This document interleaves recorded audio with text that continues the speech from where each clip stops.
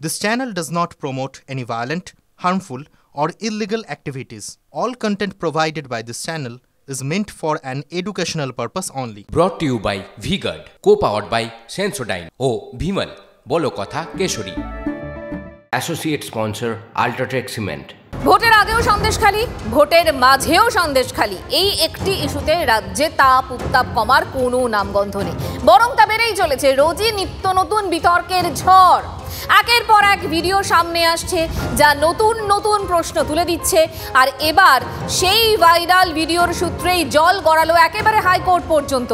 প্রথম যে ভিডিওটি ভাইরাল হয় তার জেরে প্রাণহানির আশঙ্কা প্রকাশ করে আদালতের দ্বারস্থ হলেন বিজেপি নেতা গঙ্গাধর কয়াল এবং তার ছেলে জ্যোতির্ময় কয়াল। আদালতে বিজেপি নেতা গঙ্গাধরের দাবি, তার ভুয়ো ভিডিও তৈরি করে তা ছড়িয়ে দেওয়া হয়েছে।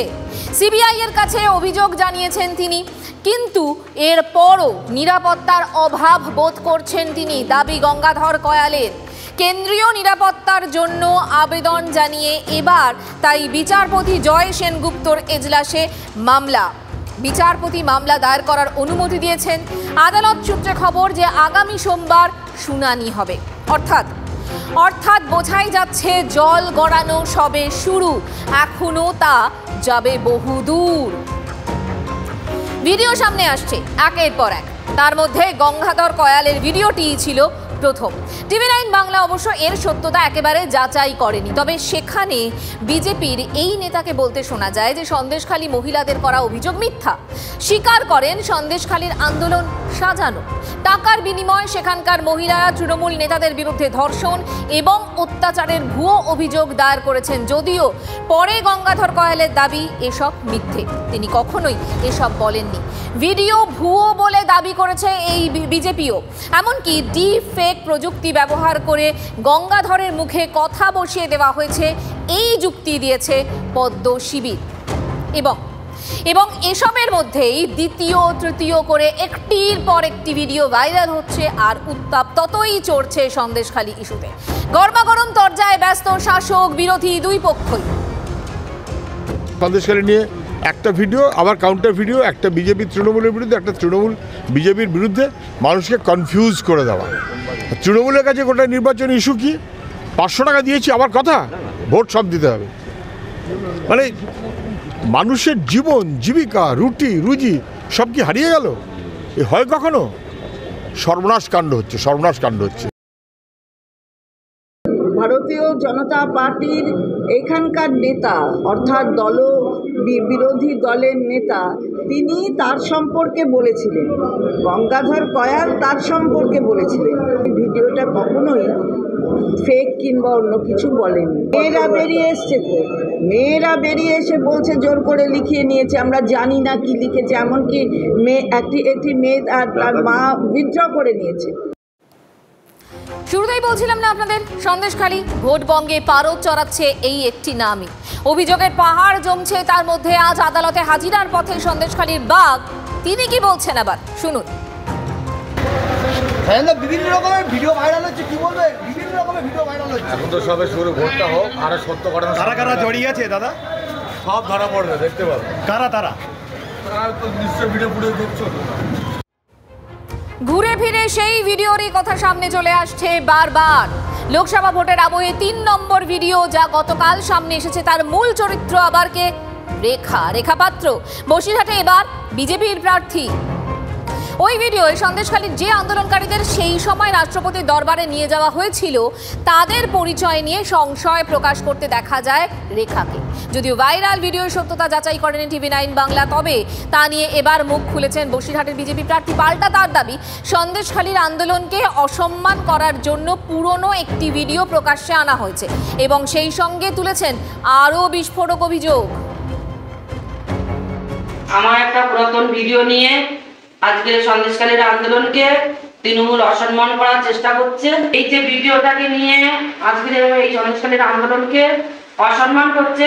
আমরা আন্দোলনের ভিতরে ছিলাম, তখন এই রাজ্যের পুলিশ আমার বাড়িতে হামলা করে এবং আমাকে ওখানে থানায় ডেকে শেখ শাহজাহানের বিরুদ্ধে এফআইআর তুলে নেওয়ার জন্য বলেছিল যে আপনি যে কমপ্লেনটা করেছেন এই কমপ্লেনটা তুলে নিন।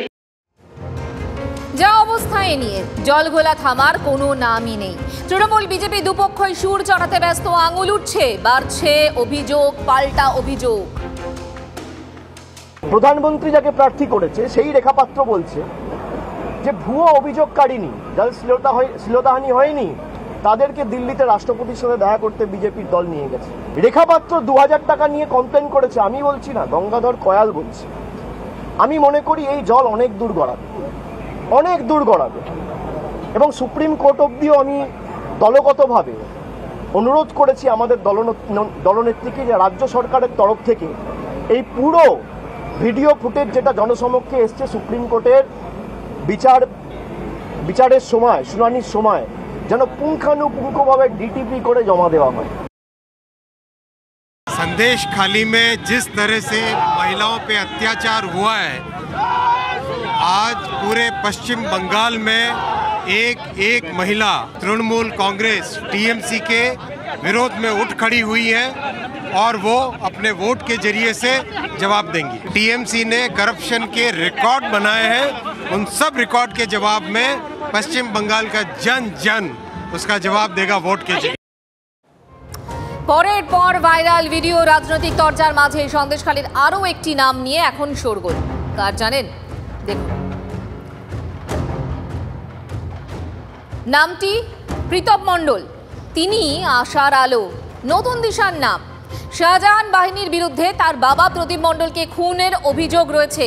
TV9 বাংলার মাধ্যমে নিহতের স্ত্রী পদ্মা মণ্ডলের আরতি শুনেছিল গোটা দেশ। তাদের ছেলে প্রীতম উচ্চ মাধ্যমিকে 483 পেয়ে বুঝিয়ে দিল সন্ত্রাস মেধা আটকাতে পারে না। নরেন্দ্রপুর রামকৃষ্ণ মিশন থেকে এবার উচ্চ মাধ্যমিকে 96% নম্বর পেয়েছে প্রীতম। তার লক্ষ্য IPS অফিসার হওয়া, লক্ষ্য সমাজ বিরোধীদের নির্মূল করা। যখন আমার বাবাকে মারা হয়েছিল তখন আমার মা এসেছিল, এসে বসিরহাটের CI সেখানে দাঁড়িয়েছিল। তখন আমার মা বলছিল যে বাঁচান, তো তখন উনি ফোন করে উপরের লেভেলে জানাচ্ছিলেন যে এখানে শান্তিপূর্ণ এলাকা, এখানে কোনো কিছুই ঘটেনি। উর্দিটা পড়েন, সেটা তো শপথ নিয়ে করেন না, সংবিধানের শপথ নিয়ে করেন যে আমরা ন্যায় সততার প্রতি মানুষের সাধারণকে রক্ষা করব। কিন্তু রক্ষার জায়গায় যখন অন্যায় করেন, অন্যায়ের সাথে যখন হাত মিলিয়ে নেয়, দেশকে বেঁচে সাধারণ মানুষের যখন দুঃখ দুর্দশার কারণ হয়ে যায়, তো তখন দেশের জন্য ন্যায় ও সততার জন্য তো অবশ্যই আমার স্বপ্ন IPS অফিসার হওয়ার, যেটা আমি বলেছি। আর স্বপ্ন বলতে মানুষ হিসেবে আমি আমার বাবার মতন হতে চাই। আমার আনন্দ হচ্ছে ঠিকই যে ছেলে আজকের ভালো রেজাল্ট করেছে বলে, কিন্তু আমি আজকের ওর বাবা যদি থাকতো খুবই ভালো লাগতো, কারণ এই সন্ত্রাসবাদীরা তাকে নৃশংসভাবে মেরে দিয়েছে। সেই কষ্টটা আজও আমার আনন্দের সঙ্গে সঙ্গে ওই কষ্টটাও আমাকে বিশেষভাবে কাঁদিয়ে তুলছে। আমার চোখের জল, মুখের হাসির থেকে চোখের জলটাই বেশি চলে আসছে।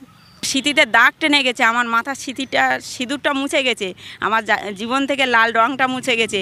এটা তো আর কোনো দিন দিয়ে আর পূরণ করতে পারবে না। সন্দেশখালী ইস্যুতেই আর এক বিতর্কের ঝড় রাজ্যে, যার কেন্দ্রীয় রেখা। তবে রেখা পাত্র নন, রেখা শর্মা, জাতীয় মহিলা কমিশনের চেয়ারম্যান।